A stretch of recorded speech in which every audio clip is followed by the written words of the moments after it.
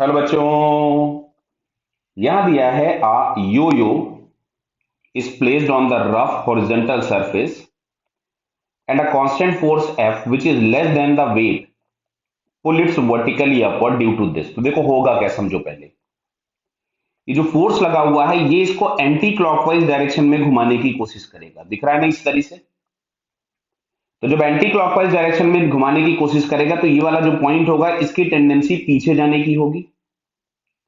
इसकी टेंडेंसी जब पीछे जाने की होगी तो फ्रिक्शनल फोर्स हमेशा किधर लगता है, जिधर में टेंडेंसी होती है उसके अपोजिट।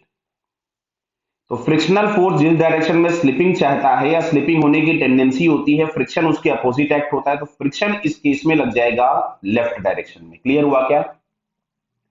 बराबर समझ में आई? अब देखो, इस सिस्टम पे अगर हम हॉरिजॉन्टल में देखेंगे तो ये एक अकेला एफएस लग रहा है, तो इसका जो सेंटर होगा वो हॉरिजॉन्टल डायरेक्शन में मूव करेगा।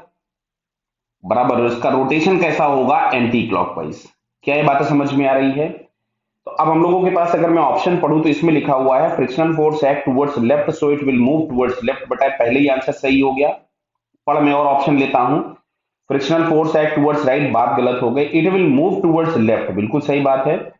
So the frictional force act left, नहीं, ये बात गलत है। मूव करेगा लेफ्ट में, ये बिल्कुल पक्की बात है। मूव करेगा लेफ्ट में, लेकिन लेफ्ट में मूव करने की वजह से फ्रिक्शन लेफ्ट में नहीं आया है। फ्रिक्शन लेफ्ट में आने की वजह से वो लेफ्ट में मूव कर रहा है। बेसिक बात समझ में आ रहा है दोनों में डिफरेंस? इसमें जो मोशन का कॉज है वो फ्रिक्शन है, मोशन की वजह से फ्रिक्शन नहीं आया है, फ्रिक्शन की वजह से मोशन हो रहा है। क्या क्लियर है? क्योंकि इस पॉइंट की टेंडेंसी ऑफ स्लिपिंग इस डायरेक्शन में था, इस वजह से फ्रिक्शन उसके बैकवर्ड लग रहा है। क्लियर? सो इसका फर्स्ट वाला आंसर फिलहाल क्या होगा? करेक्ट। क्लियर बेटा?